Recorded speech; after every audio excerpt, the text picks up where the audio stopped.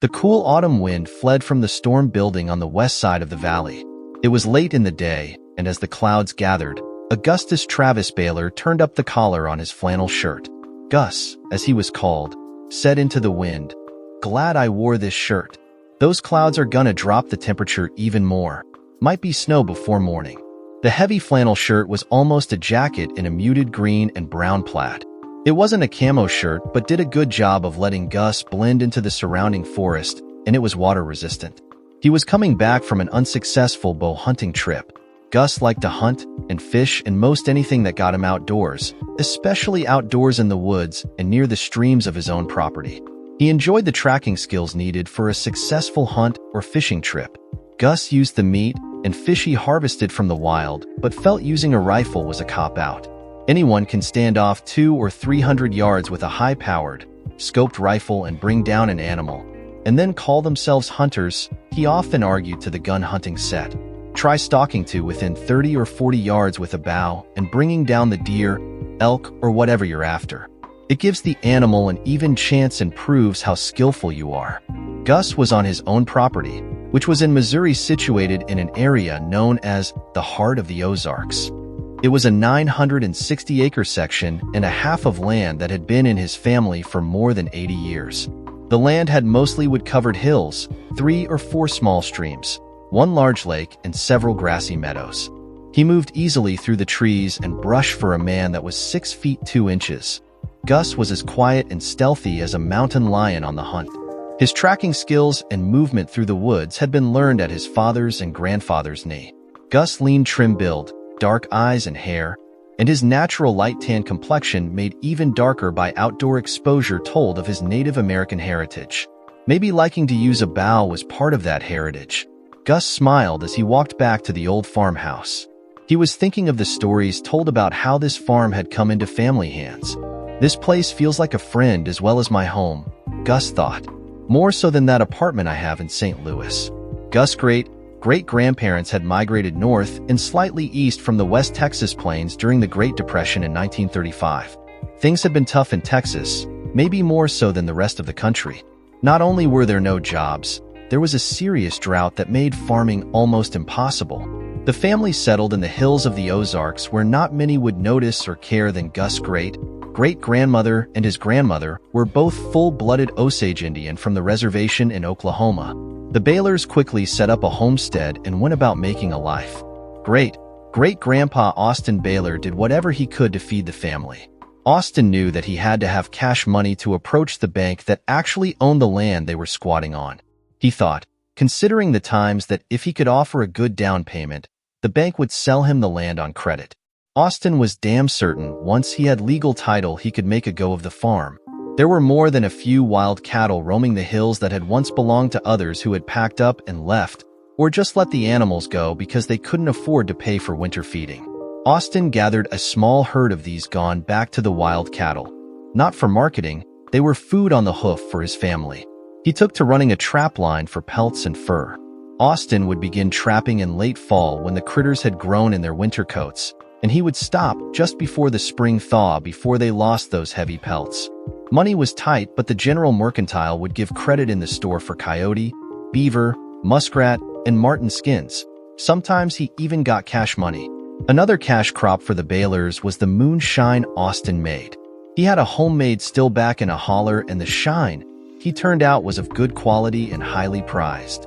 Prohibition had been repealed 2 years earlier, but the hill people couldn't or wouldn't pay the higher price for the store-bought liquor. There was a tax on the liquor made by the law-abiding distilleries. Most of the so-called hillbillies didn't care for the government or their agents, the G-men.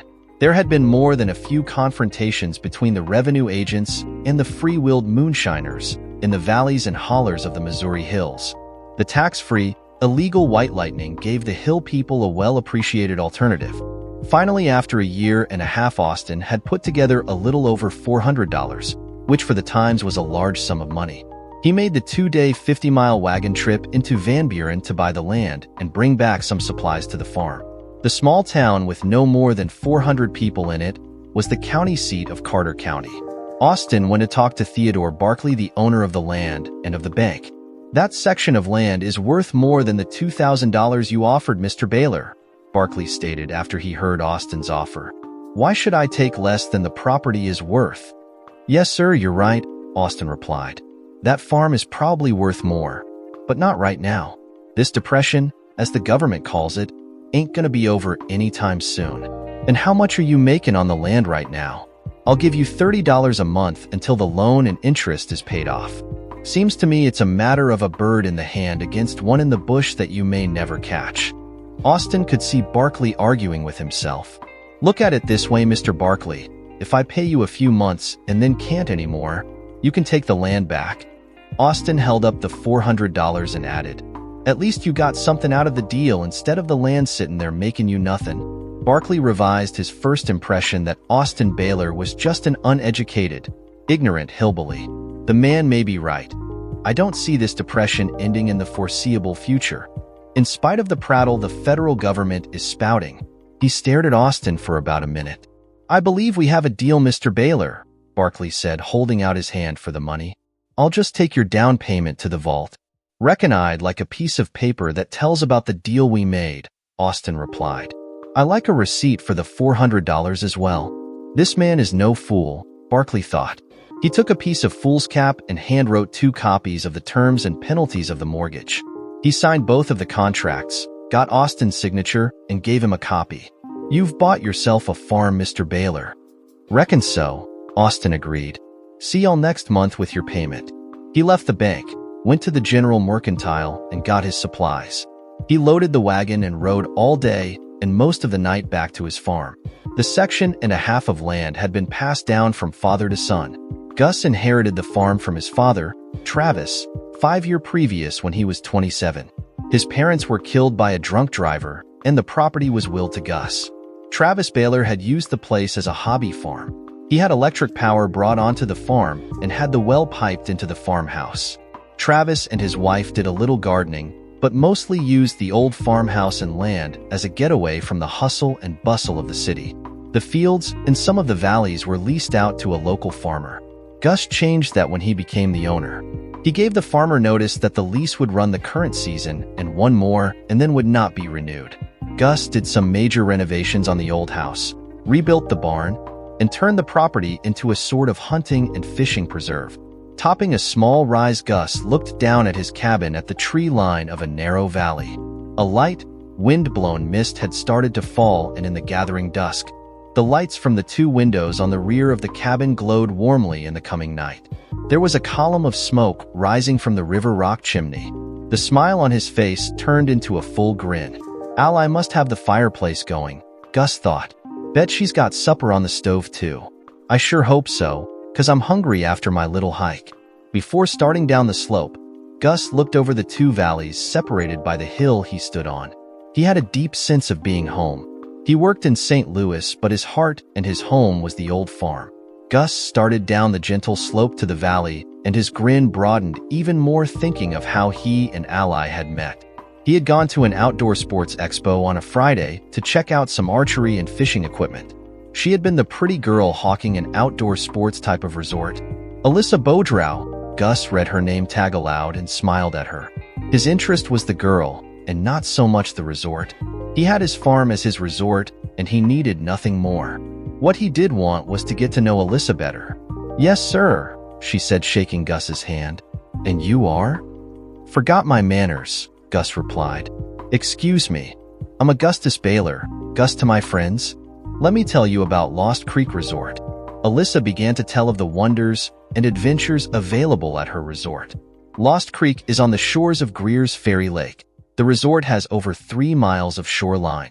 The property is in Arkansas. By car, we're about 2 hours north and a little east of Little Rock and 2 hours west of Jonesboro. It's a little over 5 hours south and little west of St. Louis. Gus didn't concentrate fully on what she was saying, but he did watch her with a great deal of interest. She's tall, he thought. She's got to be 5 feet 9 inches or 10.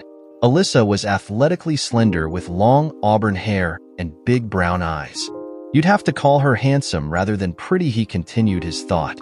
All in all, a very nice package. Lost Creek has 1,000 acres filled with deer, elk, turkey, and other types of wildlife. We have miles of hiking trails, float trips by canoe, kayak, or inflatable rafts on the White River, and there are also tours and fishing trips on the lake. Alyssa gave what was obviously a prepared speech, but did it with depth and enthusiasm. As she gave her scripted presentation, Alyssa was attracted to the tall, ruggedly handsome man standing in front of her. He looks like he spends more time outdoors than he does here in the city, she thought. Alyssa didn't want Gus to leave just yet, so she handed him a special full-color brochure, showing pictures of Lost Creek Resort. There is a voucher in there for a 20% discount. Gus glanced at the brochure and handed it back to Alyssa. Miss Beaudrow, I'm really not interested. Ally. What? Gus asked. My friends call me Ally, she said and smiled at Gus. Why don't you want to visit Lost Creek? I have my own resort in the Ozark Hills outside of Van Buren, Gus replied. I've got almost 1,000 acres and plenty of elk, deer, and turkey on my place too. I've even got a black bear and her 2 cubs living out of a cave on a rock bluff just on the far side of my property. My place has several year-round creeks or streams and a pretty large lake. He smiled and added, You'll have to let me show it to you. Ally returned his smile. I'd have to know you a lot better before I'd go traipsing off to the backside of nowhere. We can remedy that problem, Ally. The expo closes on Sunday. I'd like to take you to dinner, say on Monday evening. We can begin the getting to know each process. Why wait? Ally asked. I get off at 5 today. The sooner we start the process, as you call it, the sooner it will be completed and the sooner I get to visit this resort of yours. Smiling, he said, See you at 5. That dinner led to more time together. Ally and Gus would date at least twice a week. More when Ally wasn't working an outdoor or travel expo out of town. Gus found that Ally was more than a pretty model for Lost Creek. She had grown up on a farm on the outskirts of Columbia, Missouri, and had a master's degree in business administration and a BS in hospitality management. Her goal was to run a group of resorts like Lost Creek. Almost 3 months to the day after they met, Ally got to see what she called Gus Resort for the first time. Gus had improved and renovated the building to modern standards, but kept most of the historic features. The house was a rambling one-story structure very much like you would see on the West Texas plains. The building had 2 separate parts connect by a covered breezeway. Gus had built walls for this walkway with a few windows, so you could get from one section of the house to the other without being exposed to bad weather.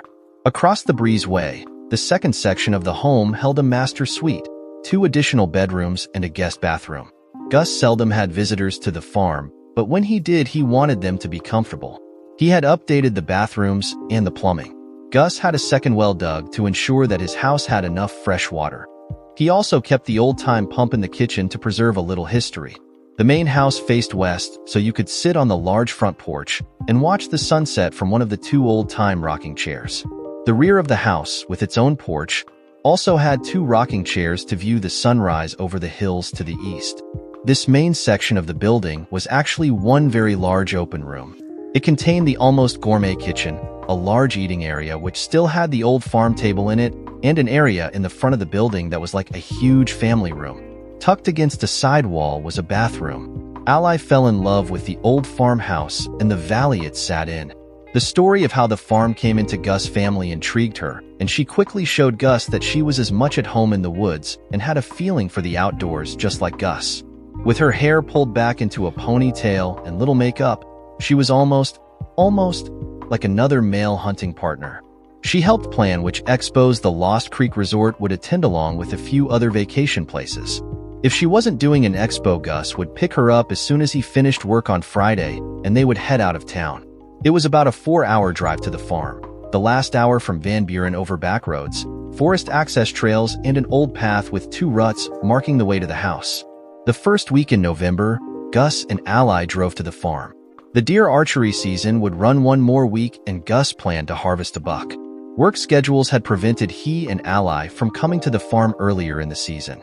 Gus carried in some wood for the stove as Ally put away the supplies they had brought with them. They planned on staying for 4 or 5 days. If I get a deer the first day or 2, we'll go fishing or hiking, or just enjoy being out here away from the city, Gus told Ally. What? Is there a doubt that you'll get a deer?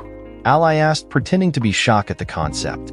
Gus picked up his bow and replied, Using this instead of a rifle gives the animal a better than even chance. Sometimes they're smarter than me."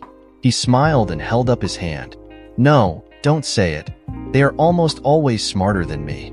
Ally giggled and ran across the room to jump in Gus' lap. "You're smart enough to make me fall in love with you, and that's good enough." "That's right, Ally. I do love you." Gus reached into the pocket of the jean jacket he wore and pulled out a ring box. He opened it and held it up to Ally. "Will you marry me, girl?" Her answer was the squeal of pleasure and the kiss she bestowed on Gus. It was much later that evening before they remembered to eat dinner. "I'm heading out before first light in the morning," Gus said as they got ready to return to the big bed after a shower. "Gonna try for a deer up by that big rock shelf in the next valley. It will probably be late afternoon or maybe even dusk before I get back. Of course, if I get an animal, I'll be back sooner." Gus was making the long hike back as he thought of him and Ally, but the clouds opening up and changing the light mist to sudden raindrops brought him back to the present. "Best be getting inside," he thought. "Looks like it's gonna pour down." He stepped onto the back porch out of the weather. Gus took a soft dry towel from a peg on the wall and wiped down his bow, bowstring, and the leather quiver he'd been wearing on his back. The quiver was handmade from a stiff piece of elk hide. Gus had made it, and it contained a dozen stiff, spine hunting arrows tipped with broad heads for hunting large game. The takedown recurve bow was a Black Widow, custom made for him by the bowyers at the plant in Nixa, Missouri. Nixa is a small town, was close to 160 miles from Gus' farm and over 230 miles from his place in St. Louis. At least once a week, Gus would make the trip to be measured, test, and watch the progress of his bow. It took over 2 months before the weapon was completed to his and the bowyer's satisfaction. The result was a beautiful example of the bow maker's skill and art. The bow had a heavy pull of 70 pounds and could throw an arrow at over 200 miles an hour. Gus hung his bow on 2 long pegs on the back wall of the house because he liked for the wood handle and limbs to stay acclimated to the temperatures he was hunting in. Hanging the quiver strap over the pegs as well, he unbuckled his wide leather belt and hung it up too. The belt held a small hunting pouch containing some basic survival tools and his hunting knife. Gus kicked the dirt and mud off his boots and entered the house. He saw Ally sitting at the kitchen table with her head down. Her long hair covered her face, but when she raised her head to look at him, Gus saw a red hand print on her cheek. He took 2 steps toward her before he saw the 4 men standing 2 on each side of the door and turned toward them. All of the men were armed with rifles, and the biggest one held a .45 pistol on Gus. "That's far enough, buddy," the pistol wearer ordered. He motioned with the gun and said, "Join the little lady at the table." Gus moved to Ally, made sure other than her cheek that she was okay, and sat down next to her. "There is no money to speak of in the house," Gus explained. He didn't ask who they were. He didn't care. "The keys to my truck out front are in it, so take what supplies you need in the truck and leave us be." The big man shook his head and smiled. "You don't understand the situation here, buddy." He motioned with the pistol at the other 3 men and introduced them. "That's Joe, Barry, Jenkins, and I'm Sully. We are your worst nightmare." Gus looked at each of the men and studied them quickly. Joe was thin to the point of looking anorexic with almost white hair. Barry was short and almost as big around as he was tall. Jenkins was of average height and build, but he had a wild look in his eyes. Sully was close to 6'4" and had the big body to go with his height. He acted almost friendly, but there was a sense of cruelty and danger about him when he spoke.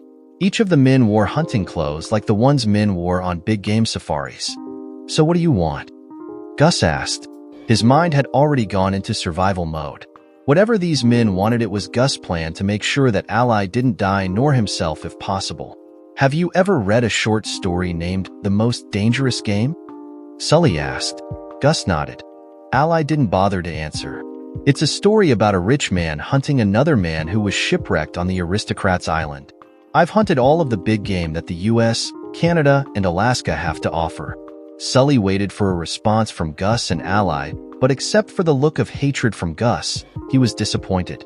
"Anyway, I am bored. So after reading the story, I decided to have my own dangerous game by hunting another human.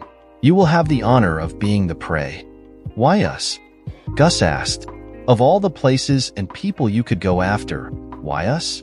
I scouted a hunting spot outside of Fremont in early August, and as Van Buren is the county seat, I went to the courthouse to get my deer tag.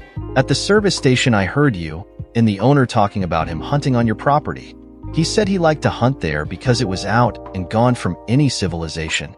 Sully smiled and continued, I did a little investigating and here we are. Your farm is 50 miles from the nearest town and the property is posted for no trespassing. So I thought this would be a great out-of-the-way place to try my little experiment. And after the hunt, assuming you're successful, I think this is a perfect area to continue our hunts, Sully answered. We will find other candidates and bring them here to continue our little entertainment. That story ends with the hunter becoming the hunted and losing the game and his life, Gus offered. Yes, that is the way the story ends, but this is real life and that won't happen, Sully bragged. The story was of one man hunting another, Gus said. He motioned toward the other 3 men. What about them? I wanted to share the thrill of the hunt with my friends, Sully replied. Tomorrow morning at dawn you will be given an hour's head start. Then we will come after you. What about Ally? The young lady will be the prize for the man who kills you. Sully leered at Ally. I certainly hope I am the winner. He laughed and added, Of course if I win I'll share my trophy with my friends, and I expect them to do the same for me. Gus tensed, but Sully pointed his pistol at him and Ally. None of that now, he ordered. You and the girl get over on couch. Joe, tie them up. Don't make it too tight. We want our prey to have feeling in his hands and feet tomorrow morning. Sully smiled again and added, After all, we want to be sporting. The painfully thin man using a rock climber's nylon rope first secured Gus and then did the same to Ally. Now, I suggest you get some rest, Scully said. The hunt begins at dawn. Will the prey be allowed a weapon? Gus asked sarcastically. I have no intention of one of us getting hurt if you should get lucky. So no, you will be unarmed. Sully, Joe, and Jenkins went through the breezeway to the bedrooms, leaving Barry to guard the prisoners. Gus and Ally watched and talked in whispers when Barry wasn't paying attention or he went to the bathroom. They discussed plans and options and were still awake 4 hours later when Joe came to relieve the watch. After Barry left, Joe went to the stove, got the coffee pot, and poured himself a cup. While he was occupied doing that, Gus leaned close to Ally's ear and whispered, No matter what, I will come back for you. Ally looked back at Gus and halfway smiled. I know you will, she replied and leaned in closer to Gus and kissed him. Just don't get yourself killed. They're not good enough to catch me, so you do what you have to do to stay alive, and I will come for you. Ally seemed to gain strength from Gus' words and nodded. All too soon, Gus could see the sun beginning to rise. Sully, Joe, and Barry joined Jenkins in the kitchen. After getting coffee, Sully pulled his gun and sent Joe to untie Gus. Let him stretch his legs before we send him on his way, he ordered. The hunters allowed Gus to take a long drink of water and pushed him toward the back door. You'll have a 1-hour head start from the time we put you out the door, Sully instructed. We won't watch where you go, but in an hour we will track you down. Gus started to say something to the big man, but Sully held up his hand. You now have 59 minutes. Gus stared at Sully for a few seconds, turned and stepped out onto the back porch. Sully slammed the door behind him. With a grim smile, Gus grabbed his bow, quiver, and hunting belt from the pegs on the outside wall. Good thing they didn't check the back wall, he thought as he left the yard at a ground-covering lope. Circling, 10 minutes later, Gus settled behind a huge oak tree on a hill overlooking the valley and the house. The rain had stopped during the night, but the low-hanging dark clouds began to drop a gentle snow. About 30 minutes after he'd been forced out of the house, Sully, Barry, and Jenkins stepped out onto the back porch. Sully pointed to the path leading up the closest hill, and the men started into the woods. So much for an hour head start and being sporting, Gus thought. If this snow gets heavier, it will be harder not to leave a trail for them to follow. He watched as the men went over the crest of the hill and start down the other side. Gus tightened the ties on his winter weight moccasins, which allowed him to move silently through the woods, and waited a few minutes to make sure the men were gone. He had only seen 3 of the hunters. Must have left Joe behind to guard Ally, Gus thought. Slowly and carefully, he made his way down the hill to the back of the house. Gus took a very quick peek through one window and saw Joe sitting at the kitchen table. He was facing the front door with his head down as he played solitaire. Ally was still sitting on the couch, staring at Joe, but she wasn't relaxed. Her hands were still tied, but she dropped her feet off the couch to the floor and rushed Joe. As Gus watched, Joe picked up a pistol from the table and backhanded Ally, knocking her to the floor. He pointed the pistol at her head and yelled at her. Gus put an arrow on the string and started toward the door. He was pretty sure he could let an arrow go before Joe could get turned. As he touched the door, Gus heard one of the other men coming back down the trail yelling over his shoulder that he would get the damn binoculars. Before Gus could enter the house, a rifle bullet as it hit the back wall near his head, and immediately afterward he heard the sound of the shot. Joe turned to face the sound of the shooting, bringing his pistol to bear on the door. Having lost the advantage, Gus turned and sprinted into the trees near the corner of the house away from Barry, who was coming down the hill. Joe came out of the house and popped off a couple of rounds in the direction of Gus's escape. Gus knew he could have gotten one of the men, but he doubted he could have taken both of them. If he broke into the door and did take Joe down, he would still have Barry and shortly the others to contend with. It would have turned into a siege with he and Ally imprisoned in the house. If he took out Barry, Joe would have had a chance to maybe shoot Gus and definitely time to hurt Ally. Even if I did get both of them, we would have had to run, he thought. Ally's good, but she couldn't keep up with me, and we both would have been captured. There will be another time, he swore to himself.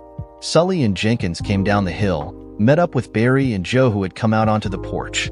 What happened? Sully asked. First Joe, and then Barry explained Gus' appearance back at the cabin. Looks like our boy's trying to be clever, Sully said.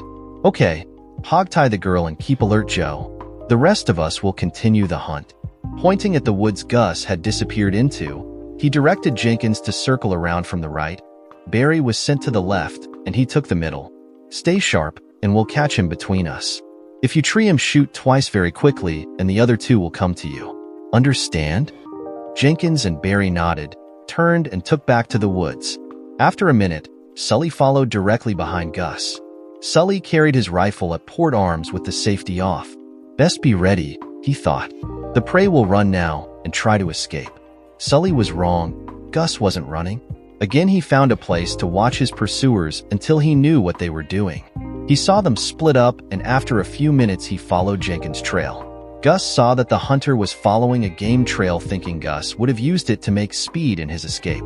Gus looped around Jenkins and got a couple of 100 yards in front of him. The snow had gotten heavier but still wasn't sticking yet, except in open areas. He stayed under the trees as much as possible to keep from leaving footprints. There was an 8-foot-tall, rotted-out stump beside the game trail. The dead tree was hollow with just one opening into the interior. Gus pulled his hunting knife, a buck frontiersman with a 6-inch blade. He stepped into the hollow stump and waited for Jenkins. Jenkins' rifle was held in front of him, ready to bring it to bear in case he saw his prey. He heard a rustling behind him and turned. Before he could complete the turn, an arm circled his neck and pulled his head back. Jenkins felt the sharp edge of a knife touch his neck. He tried to struggle but was shaken like a rag doll. Be real quiet now if you want to live, Gus ordered. Drop your rifle and kick it away. Jenkins hesitated and felt the knife lightly slide across his neck, leaving a very shallow cut that began to bleed immediately. Do as I say or I'll finish the job, Gus added. Jenkins followed orders. Gus kicked the back of Jenkins' knee, and the man dropped to the wet leaf-covered ground and was pushed to his stomach. His hands were pulled one at a time behind him, and Gus used a zip tie he took from his hunting pouch to secure Jenkins. He used another tie on his prisoner's feet. Gus pulled Jenkins' feet up and connected the arms and legs together with a third zip tie. That ought to hold you, Gus offered. He cut 2 long strips from the man's jacket, pushing one strip into Jenkins' mouth and using the other to tie the gag in place. Don't go anywhere. I'll be back for you, Gus said and patted the man on the shoulder. He picked up the rifle and hid it well off the trail. Gus didn't want to use the gun because it would alert the others. He left heading east. The light breeze that had come up made more noise than the woodsman. Barry stopped to catch his breath. The hill he had came up was steep, and there were obstructions with brush and downed trees. He sat down on a log after brushing the moss off of it and took out a cigarette. As he started to light it, he felt a needle-sharp point pushed against the back of his neck. Slowly turning his head, he looked behind him and saw his intended prey with the point of a hunting arrow pointed at his face. "Toss the rifle," Gus said in a soft voice. Barry did as he was told and was pushed face down onto the ground. His hands, feet, and mouth were secured just as Jenkins had been. Gus hid Barry's rifle as he'd done with the first one. "Now, I'll go find your friend." Gus heard the rifle shot and the hiss as the bullet just missed his head. He quickly turned and in one motion brought his bow up and let the hunting arrow loose. The arrow, a carbon graphite shaft with a razor-sharp broad head tip, jumped from the bow and at over 200 miles per hour. It took less than 1 second to cross the 40-foot space to its target. The impact of the missile, just below the breastbone, drove Sully to his knees. 3 inches of the arrow protruded from his back through his spine. Sully looked down at the shaft and looked up. He gave a mocking salute and fell over. "No need to tie this one," Gus said. He turned and like a ghost of the woods slipped through the trees back toward the farmhouse. Gus slipped onto the back porch and peeked into the window.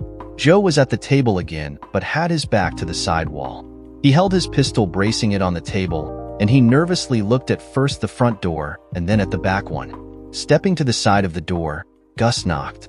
He saw Joe jump up and point his pistol at the back door. "Joe, it's Gus Baylor. Jenkins and Barry are secured up on the ridge. Sully wasn't as lucky. He's on the ridge too, but I had to kill him. I've got the girl Baylor. Don't try anything." Joe's voice quivered and rose in pitch. "Joe, if you hurt her, I will kill you." Slowly, Gus responded. "Leave your pistol and come outside. I give you my word I won't hurt you. What are you gonna do to me?" Joe's voice was full of fear. "I'll take you, Barry and Jenkins into the sheriff." Gus waited for a few seconds before he spoke again. "Come on, Joe. You can't hold out forever. You've got to sleep sometime." "So do you," Joe argued. "That's true, but you'll never know when I sleep. All I have to do is check on you now and then." Joe looked longingly at the front door but hesitated. If Sully and the others had been taken by this guy, I don't stand a snowball's chance in hell, Joe thought. Making up his mind, he laid the pistol on the table, moved away, and got down on the floor. Before he could call out, Gus came through the door with an arrow on the string and the bow pulled back for shooting.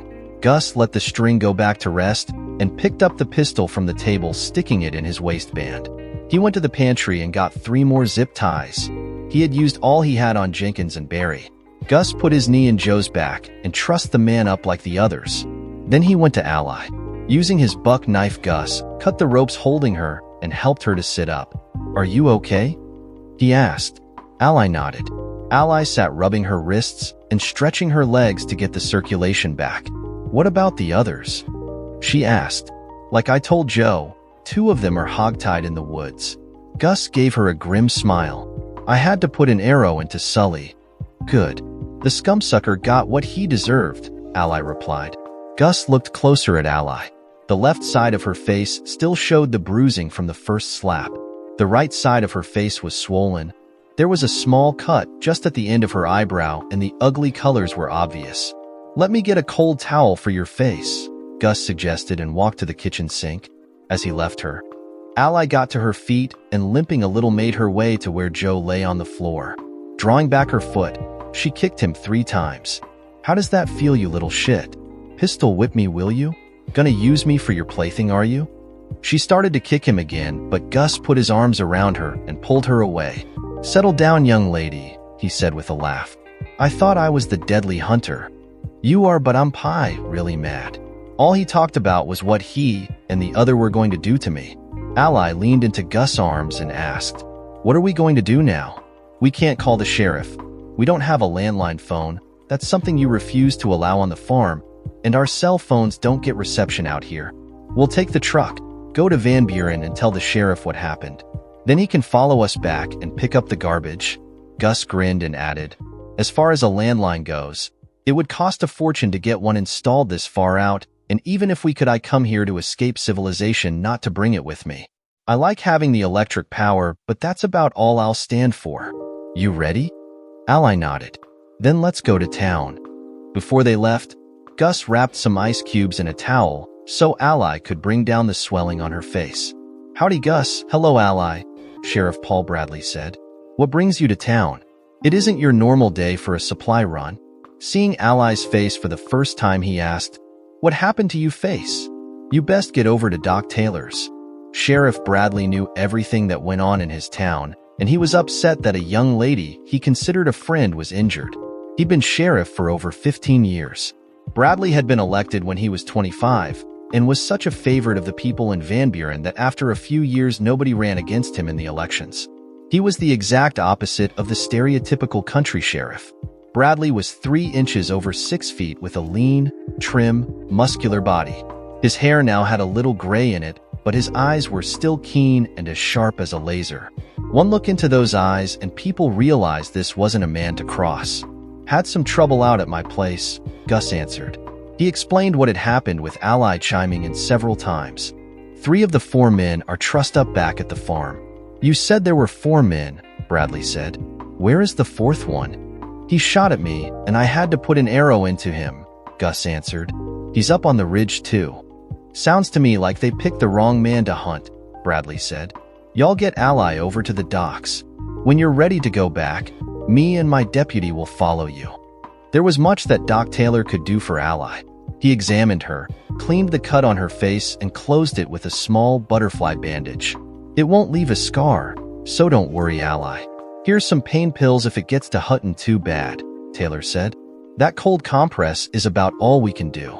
But you're gonna look like a raccoon for a spell." Arriving back at the farm, Gus and Ally ignored Joe, who was still hogtied on the living room floor. They made and ate lunch as neither had had anything to eat since their adventure had begun. "Hey, don't I get something to eat?" Joe asked in a whiny voice. "No, you don't get something to eat. You're lucky you can still breathe," Gus replied. "Shut up until the sheriff gets here." After eating, Gus went into the master bedroom. In the large closet was a hidden door to a gun safe that contained Gus weapons. He cleaned and carefully unstrung his bow and put it on its holder. Gus took his personal weapon, a Glock 21.45 caliber pistol, the holster designed for it, and clipped to his belt under his rainproof jacket. He put on a wide-brimmed waterproof hat and started toward the back door. "I'm going to bring Barry and Jenkins down for the sheriff," he explained. "I'll go with you," Ally offered. Gus shook his head, pointed at their prisoner, and handed Ally Joe's 9mm. "Keep an eye on our guest here. If Bradley gets here before I get back, tell him what I'm doing, and I'll have more company for him shortly." "You be careful," Ally ordered. "I don't want anything to happen to you now." Gus pulled her in for a hug and then went out the back door.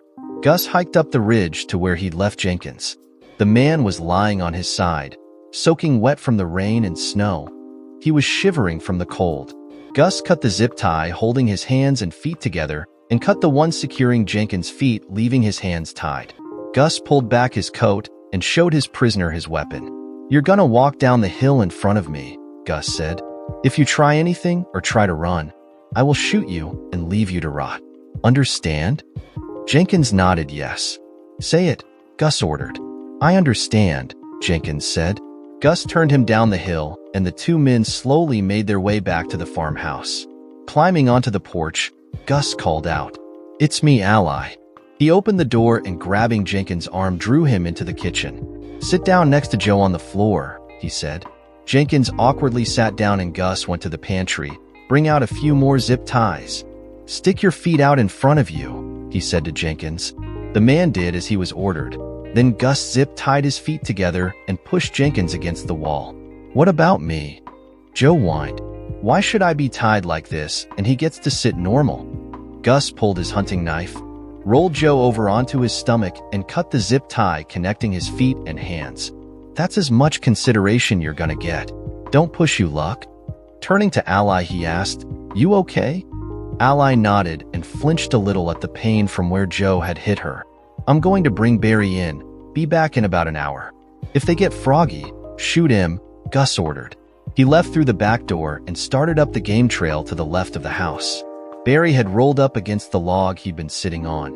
He'd lost his hat and his hair was matted down from the wet snow. Gus pushed him over onto this front and cut 2 of the ties, leaving his hands secured behind him. He helped Barry to his feet, showed him the Glock, and pointed back down the game trail. "If you do anything but walk down that trail, I'll kill you." Gus said in a flat, unemotional voice. "Where are you taking me?" Barry asked. "Back to the house to join your friends. The sheriff should be there by the time we get back." Barry slipped on the muddy game trail and fell down. "Careful now, we wouldn't want you to get hurt," Gus said and helped the man to his feet. A large white van could be seen parked in front of the house as the two men came down the hill to the back of the house. "Looks like your ride is here," Gus said.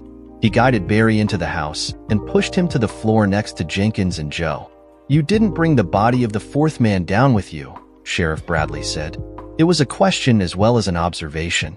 "Nope, he's up on the ridge just off the game trail. He should be buried," Bradley suggested. "If you want him, go up the hill and get him. If not, well, the varmints have to eat too."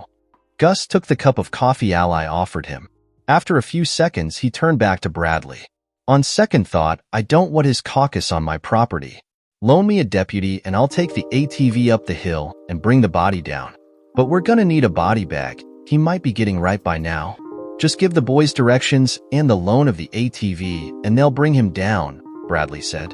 "Give me a hand getting these three into the van," he requested, freeing their feet, one at a time, but leaving Joe, Jenkins, and Barry's hands secured. Gus and Sheriff Bradley took them out to the big Ford cargo van.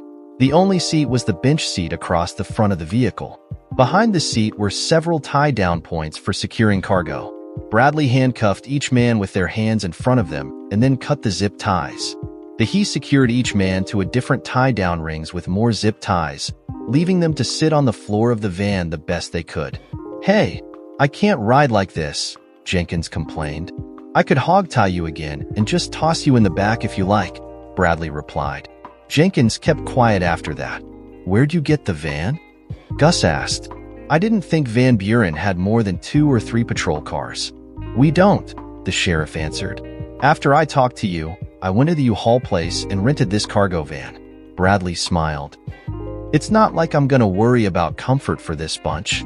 The two deputies came back down the hill with the body across the front rack of the ATV. It was zipped up in a body bag. They had removed the arrow because they couldn't zip up the bag with it sticking up. They saved the arrow and left it in the bag. Riding the ATV to the back of the van, they opened the 2 rear doors and lifted their grisly cargo into the freight area. They did take the time and secure the body so it wouldn't move around on the way back to town. Gus told them that he would take the ATV back to the barn, and the deputies climbed into the cab of the van after arguing about who got to ride shotgun. Sheriff Bradley walked over to where Gus was sitting on his ATV. "Glad you and Ally are okay, Gus," Bradley said as he shook Gus' hand. He turned to leave, stopped, and turned back to Gus. "Got a question for you, though." He nodded. "Those men couldn't have caught you in the woods. You're like a ghost in there. In fact, you could have led them around those hills until they walked off their boots." Gus smiled and nodded again. "I know you hung around because of Ally, and that makes me wonder." "What do you wonder, Sheriff?" "You stalked those men, walked right up on 2 of them, and they didn't know you were there. Why didn't you kill all of them? I know you've got the stones, so why didn't you end it all and kill them?" Gus draped his right leg across the ATV's tank in front of him and stared across his valley to the woods on the far side for almost 10 seconds. Turning back to Bradley, he answered, "I'm a hunter, Sheriff, not an executioner." Dear listeners, please share your thoughts in the comments section below and don't forget to like, share, and subscribe.